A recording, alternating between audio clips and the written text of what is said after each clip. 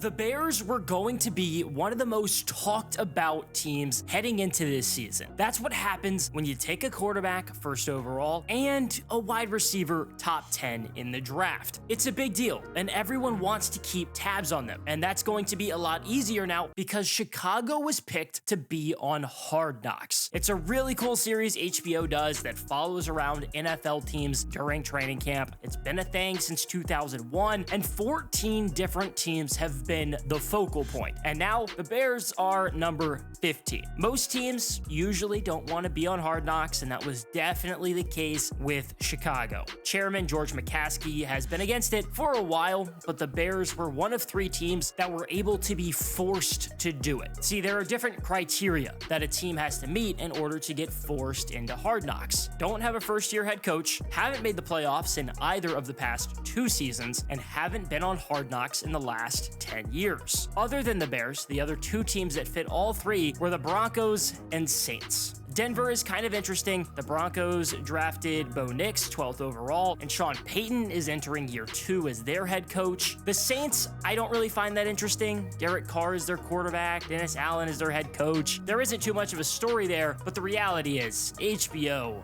wasn't going to find many teams in football better for Hard Knocks than the Bears. I'm sure it was an absolute no-brainer of a decision. There are a few really good storylines for the Bears coming into this season. They're a team I'm definitely going to be paying a lot of extra attention to, and I think that's going to be the case for a lot of people. And really, that's just why Chicago is the perfect pick for Hard Knocks. The number one reason for HBO to pick the Bears is simple: rookies. It seems pretty obvious that a lot of people, including myself, would watch a look into the first training camp for both Caleb Williams and Rome Odunze. They are huge names and guys that could impact the NFL for years to come. That kind of star power is really important for a show like Hard Knocks. Caleb Williams is a big draw, and all eyes will be on him in camp with or without HBO cameras following him around. The last time a team was on Hard Knocks after taking a quarterback first overall was in 2018 when the Browns drafted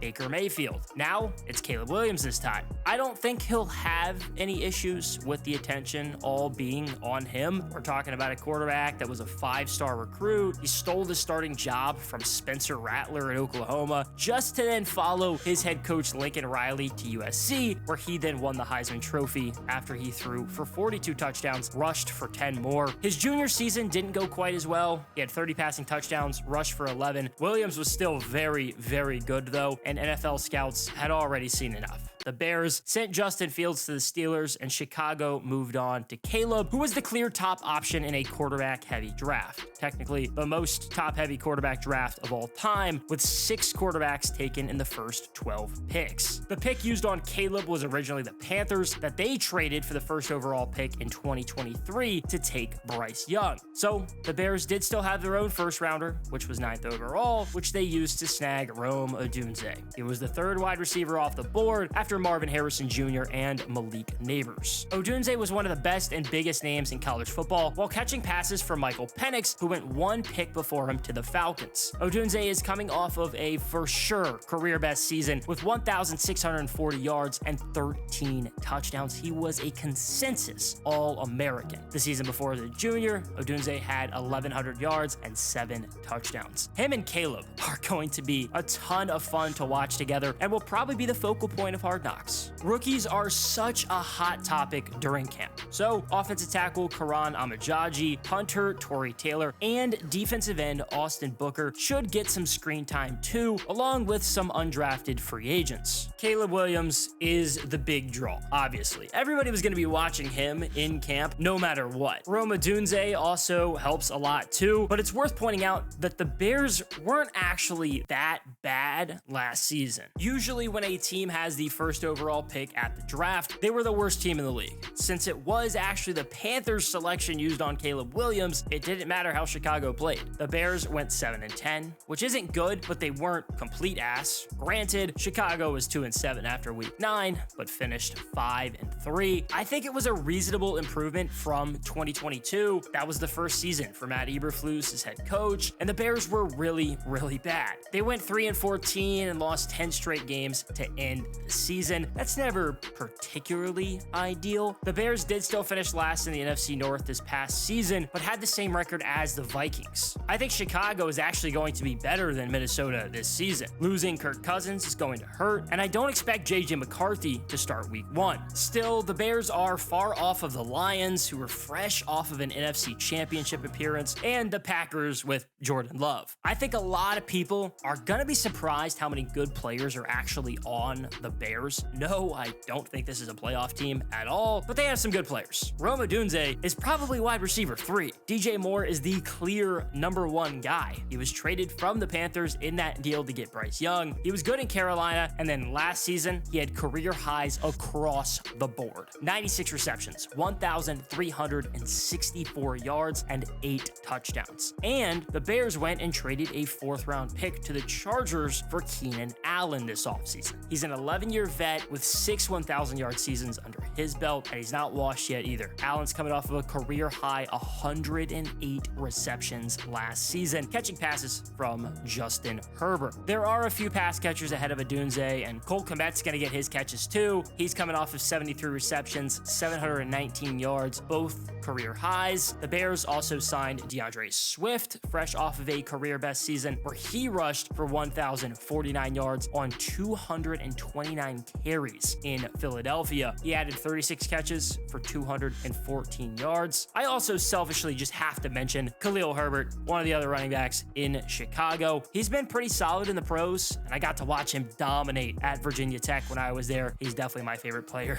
in the league right now, so I have to bring him up. Caleb has some good weapons around him, and the offensive line isn't bad either. Right tackle Darnell Wright was the 10th pick last year, and left guard Tevin Jenkins was a 2021 second rounder. Both of them are pretty well known. Jenkins should definitely be a focal point for Hard Knocks, especially since he'll probably be competing to start with Ryan Bates, who the Bears traded a 4th rounder to the Bills for in March. Right guard Nate Davis is entering his 2nd season in Chicago on a 3-year, $30 million deal. Another position that should have some competitive juice is going to be left defensive end. Montez Sweat, he's the clear guy on the other side. He's coming off of a 12.5 sack season between Washington and Chicago. I really wanted Sweat back at the 2019 draft, and Washington actually traded up and got him, and they got a 2nd rounder back for him last season. It could really be one of 4 guys playing opposite him. DeMarcus Walker was the starter in 2023, but he'll have to fight for the job against Khalid Kareem, Dominique Robinson, and rookie Austin Booker. There are some other bigger names on the defense viewers will recognize, like linebackers TJ Edwards, former Hokie Tremaine Edmonds. They both signed with the Bears last offseason and combined for 268 total tackles last season. Chicago signed safety Kevin Byard, fresh off 10 games with the Eagles, but he spent the rest of his 8-year career in Tennessee. Cornerback Jalen Johnson is back in Chicago after he signed a 4-year, $76 million